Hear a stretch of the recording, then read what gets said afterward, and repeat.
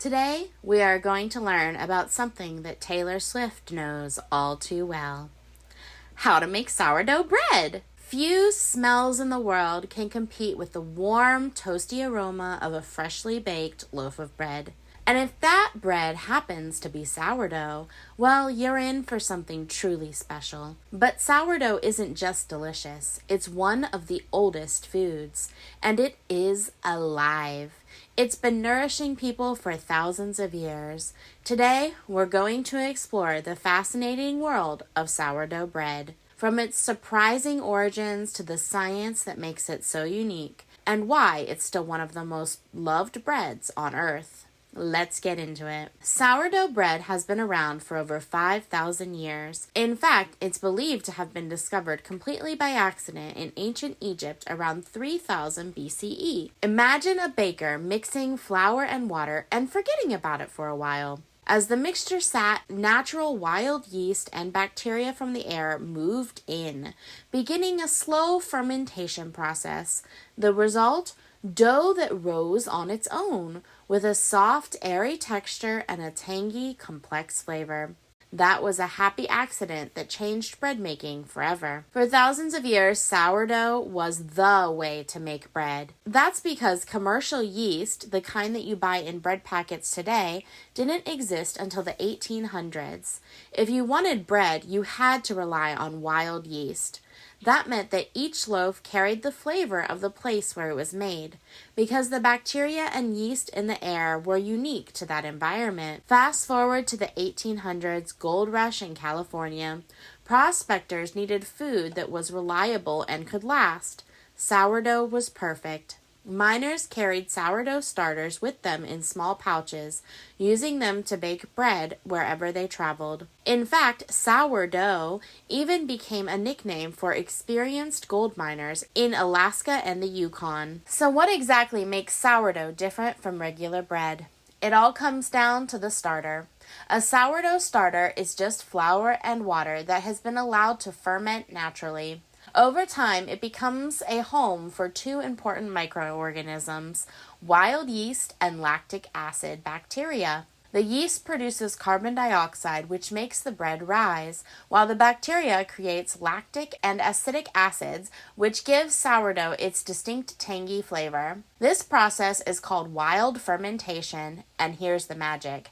Because starters are affected by the air, water, and even the flour you use, no two sourdough breads taste exactly the same. The flavor from San Francisco starter will be completely different from one in Paris or Tokyo. On a microscopic level, sourdough is like a tiny ecosystem.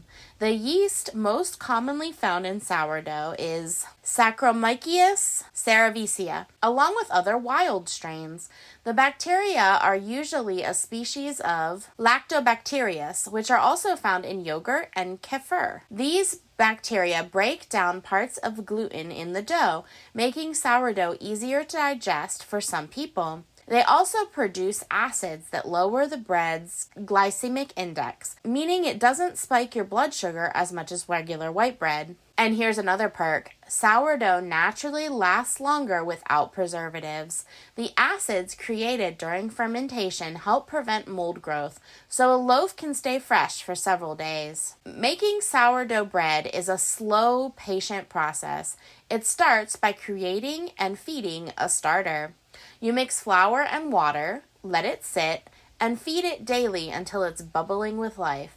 This can take about a week for a new starter, but once you have one, you can keep it alive for decades if you feed it regularly.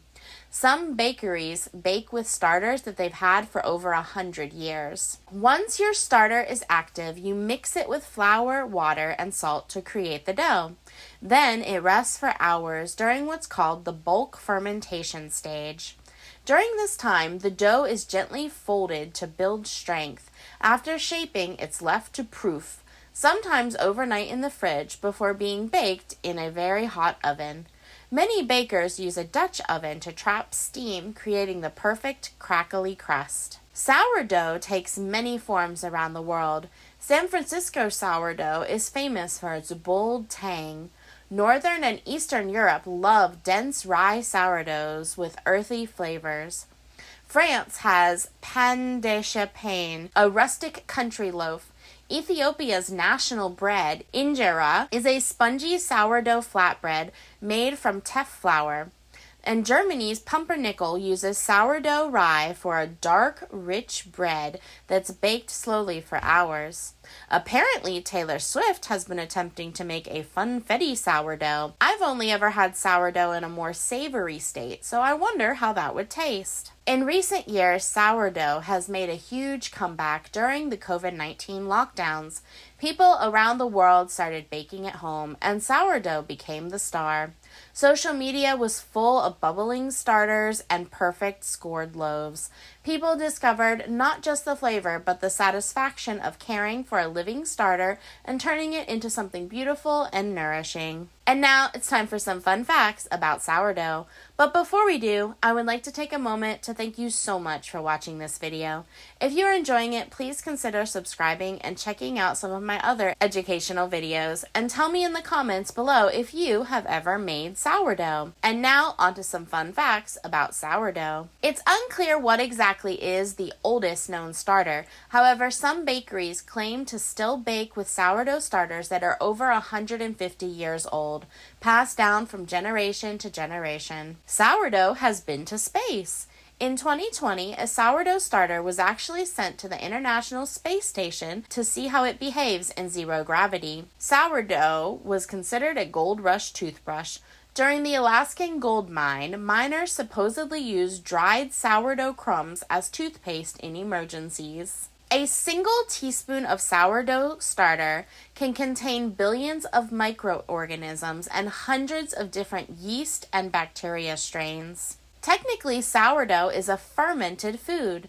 Just like sauerkraut, kimchi, and yogurt, sourdough is part of the fermented foods family, which many people eat for a good gut health. The same starter used for bread can also be used to make sourdough pizza, pancakes, muffins, and even cookies with a subtle tang. Sourdough's pH is usually between 3.5 and 4.5, which is what keeps it mold-free longer than most breads. Archaeologists have successfully recreated ancient Egyptian sourdough bread using 4,500-year-old yeast extracted from pottery shards. Despite the name, not all sourdough tastes sour.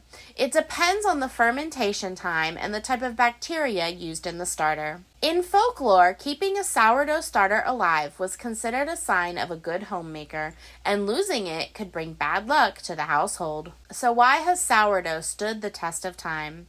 Well, it's wholesome, it's flavorful, and it connects us to our ancestors. With just 3 ingredients, flour, water, and salt, we can create a bread that's not only delicious, but alive with history and tradition. Whether you bake it yourself or buy it from a bakery, every bite of sourdough is a taste of thousands of years of human ingenuity. And maybe next time you enjoy a slice, you'll appreciate not just the flavor, but the incredible journey that it took to get on your plate. If you enjoyed learning about sourdough, you might enjoy this video all about a flower whose seeds are often sprinkled on baked goods, the poppy. Parents and teachers, click the link in the description for more educational resources. Thank you for watching, and don't forget to get messy and make lots of mistakes today. Bye!